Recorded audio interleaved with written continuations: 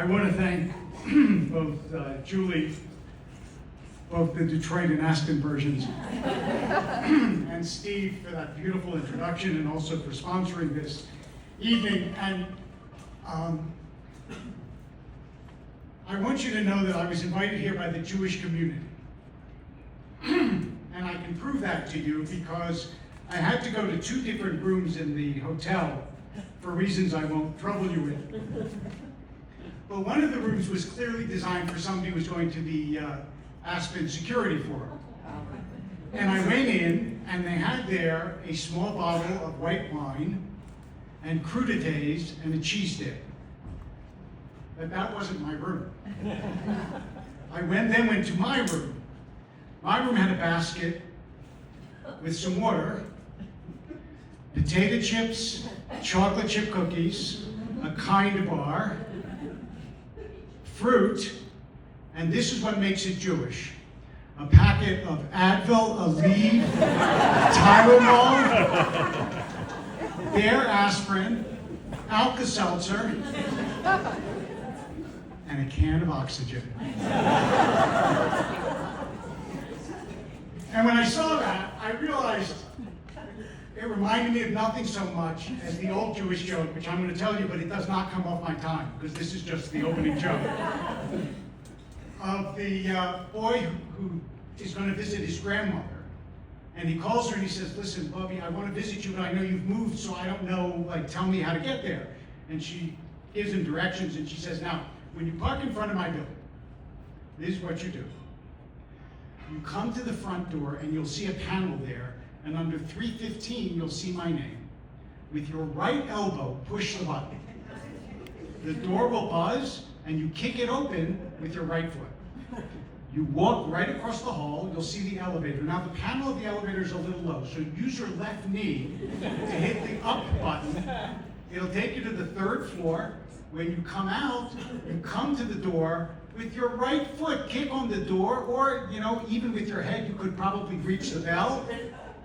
I'll open." And he says, "Wonderful, but I don't understand. What's with the elbows and the knees and the feet?" She says, "You're coming empty-handed?"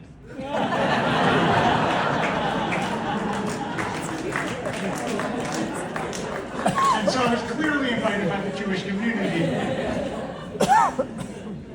to talk about things that are not always entirely happy to talk about.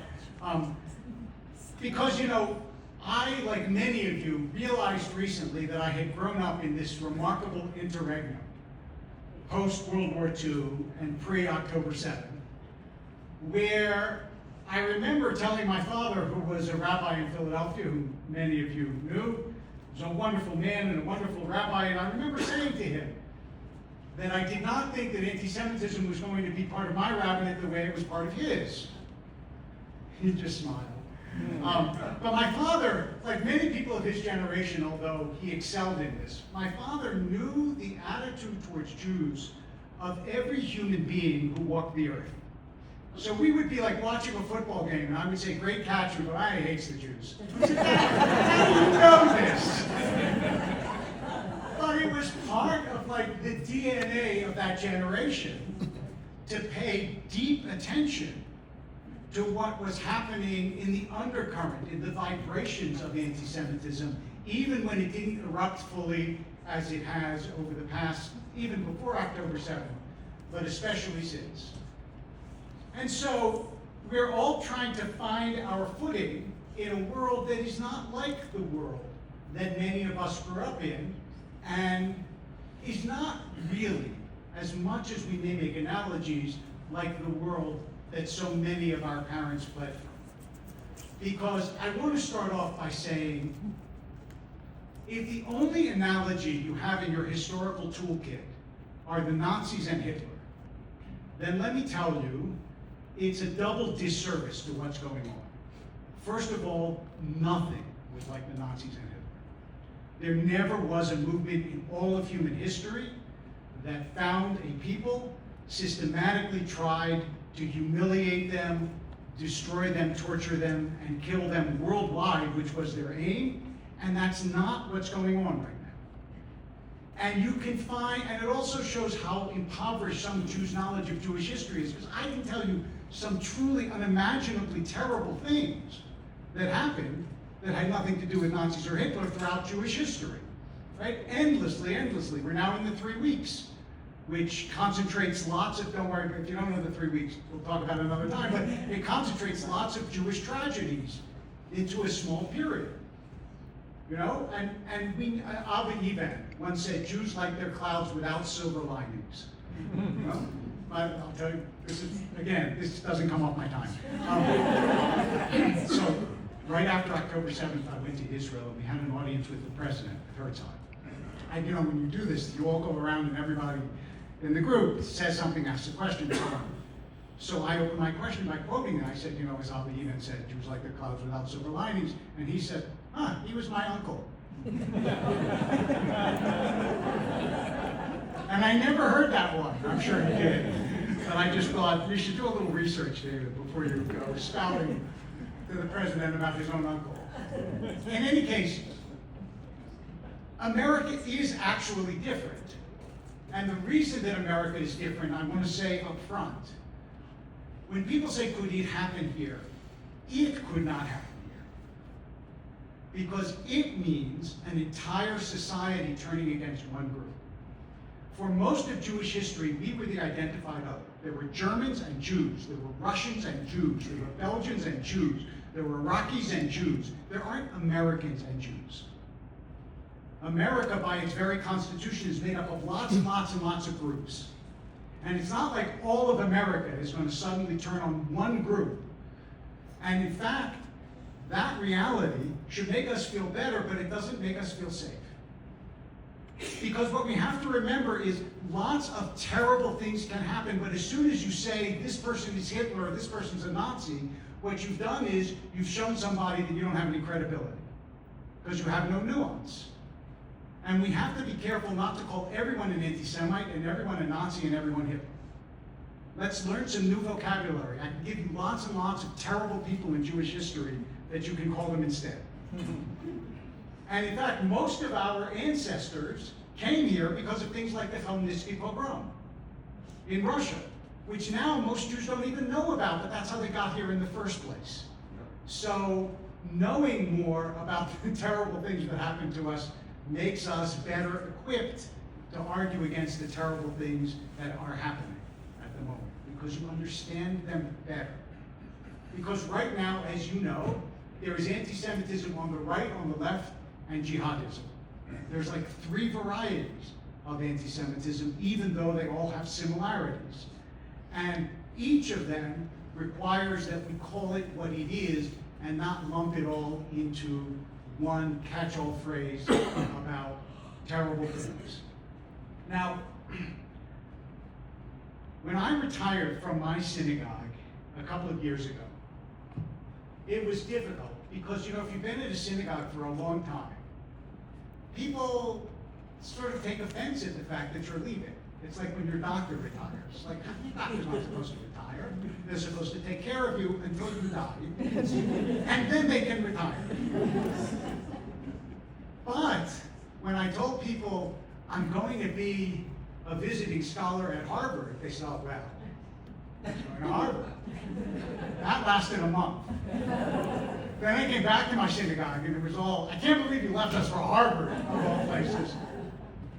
And I want to tell you a little bit, I'm not going to, but a little bit about what happened and why it happened, not narratively, but just in terms of 1 or 2 themes so that we understand it better. It's not that, again, it's not that everybody at Harvard all of a sudden turned anti-Semitic. I happen to have been at the Divinity School, which was like the worst. It and the School of Public Health are the 2 worst in terms of hostility towards Jews, because the Divinity School has this beautiful combination of old-line Protestant anti-Semitism, with which it was founded, with brand new Middle Eastern anti-Semitism, with which it, you know, brews this toxic brew. And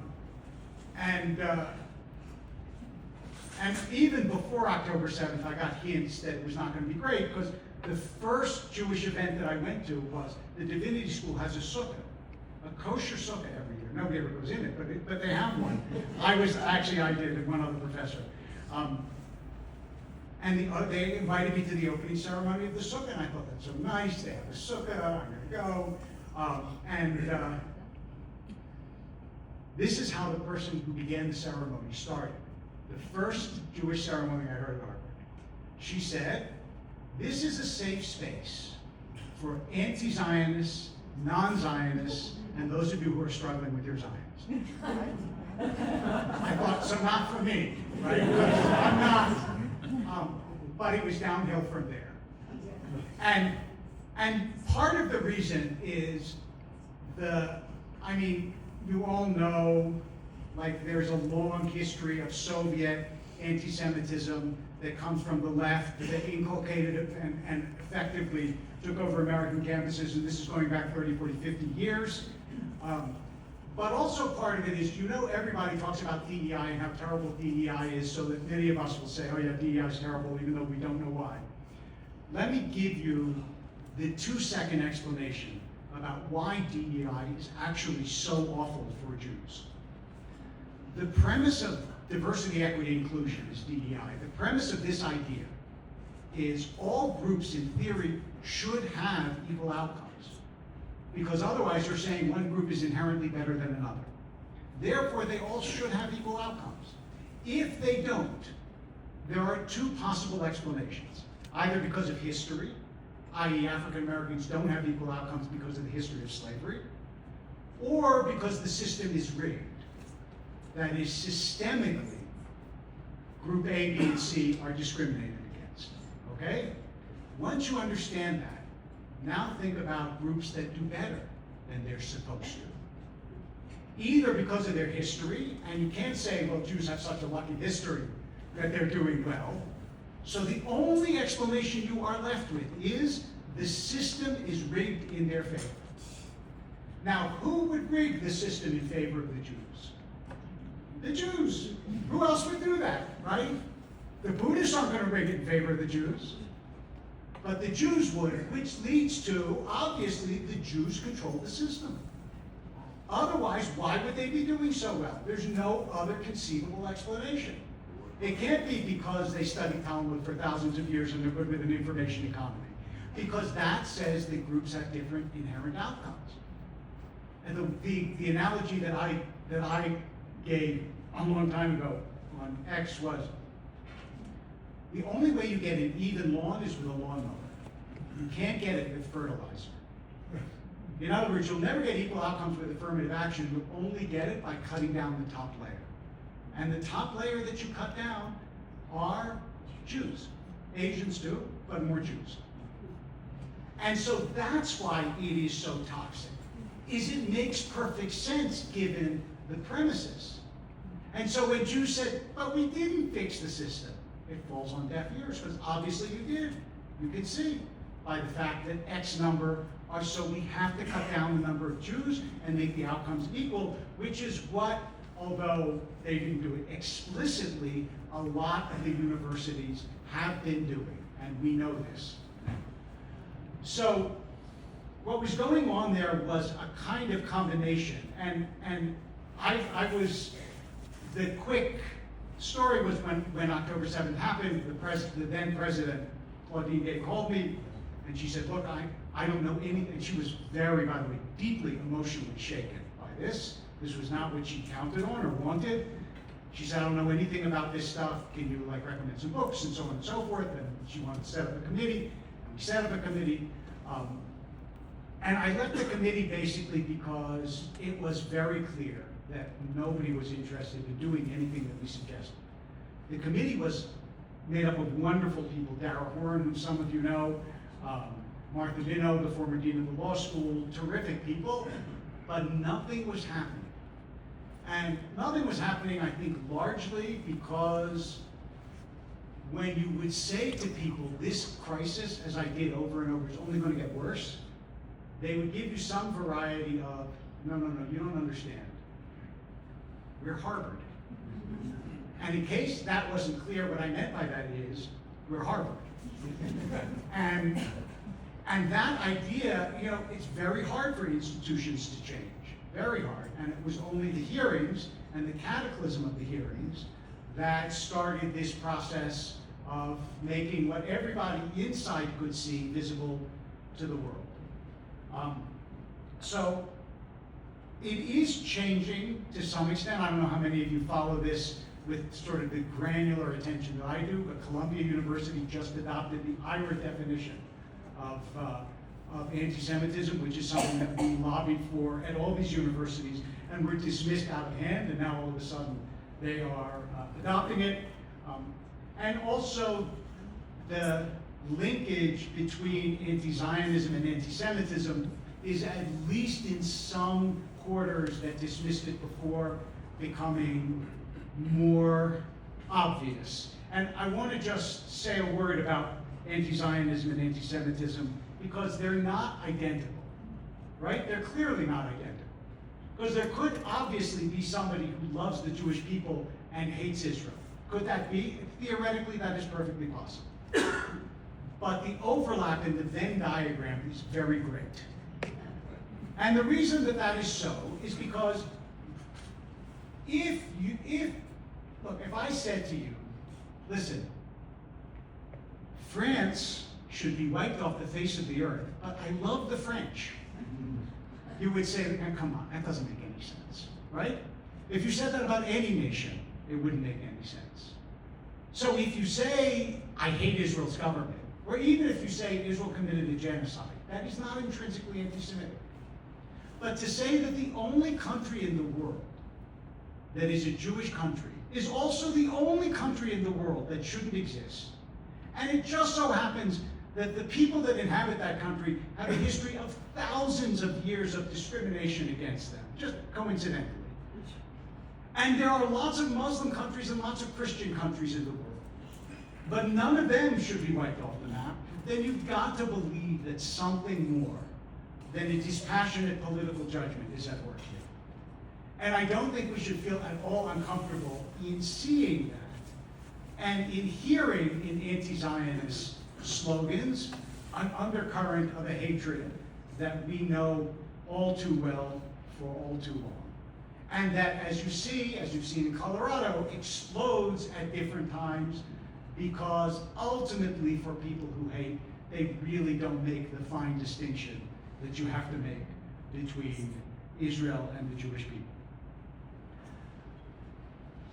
The problem that we face with this is that that won't save the Jews. One of the things you know as a rabbi is if I want to get up and give a sermon about Shabbat, people will say that was a very nice sermon. If you want to talk about, I don't know, studying, you'll get the same response. If you talk about anti-Semitism, everyone pays attention. Except if you define your Judaism by people who hate you, what are you? What are you? You're a Jew because you're hated. And that's why the greatest challenge of anti-Semitism to the Jewish community is to be more Jewish. Because that is the only response that internally Jews can do to strengthen our own community. Another guard at the door will not do as much as sending a kid to Jewish camp. It just won't. I know this because I saw which kids at Harvard stood up for Israel, and they were all the ones that had a strong Jewish identity, not the as a Jew Jews, who basically said, you know, I'm speaking as a Jew, Israel shouldn't exist. But people who really felt like in their kishkas that they were Jewish, and what we have learned is the only way to transmit that is to actually transmit it. Because emotions don't transmit if they aren't tied to actions. And so one of the reasons that the American Jewish community is waking up in a different way is we realize that we actually have to stand up as Jews. That hiding is a bad strategy. And let me tell you what else is a really bad strategy against anti-Semitism, because it's a very common one. People will not stop hating us because Jonas Salk invented the polio vaccine. It doesn't work. Well, I, like you, have gotten 7,000 emails telling me how many Nobel Prize winners we have. It has not changed the mind of one anti-Semite. And because anti-Semitism is this protean hatred, that is, anti-Semites can hate Jews because they're communists, because they're capitalists, because they're religious, because they assimilate, because they're stateless, or because they have a state, it doesn't matter. The only response is to be emphatically and deeply Jewish. That's it. That's what we have. That's the only way that we don't aid the people who hate us in disappearing. And so, for me, something like speaking about what happened at Harvard and speaking about anti-Semitism in America in a talk about federation is totally seamless. Because what the Jewish community does for the Jewish community is the biggest answer to the people who hate the Jewish community. Because you can't change their mind, but you can affect your kids and your neighbors. And let me tell you, as far as I read Jewish history, the only thing that has gotten the Jews' respect is strength. Not weakness, not hiding, not trying to pacify or be obsequious, but to be a strong Jewish community. That was the lesson of Zionism, right? Was that the only way the Jews would be able to continue in the world was to be strong Jews. And when we were in the car, I want you to know that I said to Julie, I want to make the pitch. I said, I know that you don't invite the guest speaker to make the pitch, but I want to make the pitch, and this is why. First of all, because we should realize, let me tell you the most hopeful thing that I heard. First of all, for all the pessimists out there, the most hopeful thing that I heard all year long was from Rabbi Zakaria, who said when he was in Harvard, his contemporaries were writing editorials in favor of Pol Pot, the communist dictator. He said, now they all run hedge funds. I thought that was a very hopeful thing. So first of all, I do want to say some kids will grow up. Really, I mean that. Look, would you want to be held to everything that you thought at 21? Of course not. Some kids will grow up, and they will recognize that the world is not what they think and can't be run the way they think. That's good. But then also, and I know some of you have heard me say this before, but I'm going to say it again. I was, shortly after October 7th, in December, I was at a BBYO conference in Florida. And I was there with 4,000 Jewish teens. And I was on a panel with 3 other people. And the last question was, what gives you hope? And so I was going to say, 4,000 Jewish teens. Unfortunately, I was the 4th one on the panel. And the first 3 all said some variety of 4,000 Jewish teens. And I thought to myself, Dave, you have to come up with something. And I had a flash in my head that I never thought of before. And when they gave it to me, I said, I'll tell you what gives me hope. I'm having a conversation with my great-great-great-great-grandfather. And I say to him, there's anti-Semitism at Harvard. And he says to me, there are Jews at Harvard? And I say, yeah, but they hate Israel. And he goes, there's an Israel? And I realized we are the 99.9% luckiest Jews who have ever lived. Have ever lived. We don't have the right to despair. We really don't. We have a voice. We have resources. We live in a free country. And we are able to do lots of things that our ancestors could not have dreamed of being able to do, including supporting our own community. My association with Federation, even though I've been involved with it for years, and I know Federation people all over the country, but let me tell you, my main association is a story that I heard 30 years ago, shortly after I came to Los Angeles. Those of you who know Los Angeles know the Federation building is 6505 Bull Street. So one night, again, 30, maybe more years ago, in the middle of the night, a call came into the switchboard at 6505. And the operator answers, and a little girl with an accent says, "My father fell down and he won't get up. What do I do?" So she called 911, sent it to the address, and then she did what it says to do on the little panel in front of her. She called the President of the Federation. In case of emergency, call the President of the Federation. So the President of the Federation goes to the hospital and sits with the girl. The father had had a heart attack. He fortunately recovered. And at some point she said, "Why don't you call the Federation?" And the girl said, "Look, we're immigrants. We just came from the Soviet Union. We've only been here for a few weeks. We don't know anyone. But my father put a phone number on the refrigerator, and he said, if anything bad ever happens, call this number. It's the Jewish building. They'll help you." That's who we are. That's who we are. And we're that because all of us make us that. We're not that because we have a couple of big donors. We're that because the entire community contributes to that. And that's what makes us different and has distinguished us throughout our history. The first thing that you would do in a new community was get a cemetery, because Jews should be buried in a Jewish cemetery, and you would have what was called a tamchui, a welfare plate for Jews who were in need. That was the first thing every Jewish community did. We've been trained to this for thousands of years. So, having said that, I think I'm going to close with one story. It's my favorite story to tell after October 7th. You'll see why. Because it's the most important story for Jews to know. It has nothing to do with October 7th. It actually happened thousands of years ago. But still, every Jew should know this story if you don't. And then after I tell it, we're going to have questions and answers, but during the question and answer period, please do what it is Jews have always done, which is help your community and your people. So here's the story.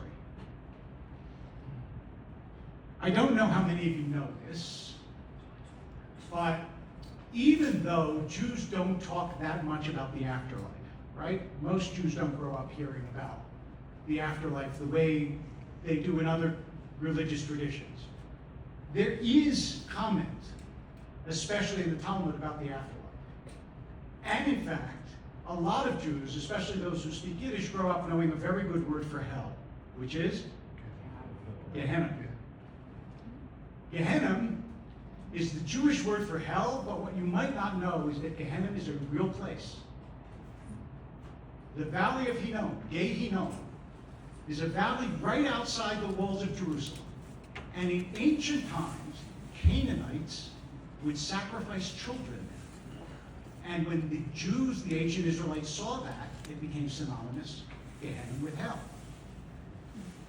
About now 50 years ago, Israeli archaeologists were excavating in the valley of Hinnom.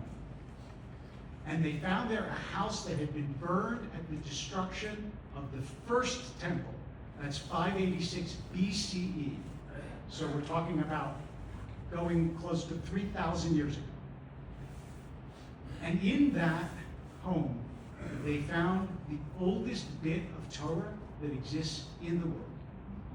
2 rolled up silver amulets that you can still see if you go to the Israel Museum in Jerusalem. And they took months unrolling the amulet so that they wouldn't destroy what was inside. And when they did, they found this scroll more than 500 years older than the Dead Sea Scrolls. And this was what the oldest bit of Torah in the world said. Yevarechecha Hashem v'yishmerecha, Ye'er Hashem panav elecha v'yichunecha, Yisa Hashem panav elecha v'yasenu hashava. May God bless you and keep you. May God's countenance shine upon you and be gracious to you.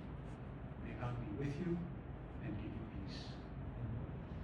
What that means is that the oldest bit of Torah that exists in the world is a blessing of peace that was snatched from hell. That, my friends, is what we do. We have done it for thousands of years. I know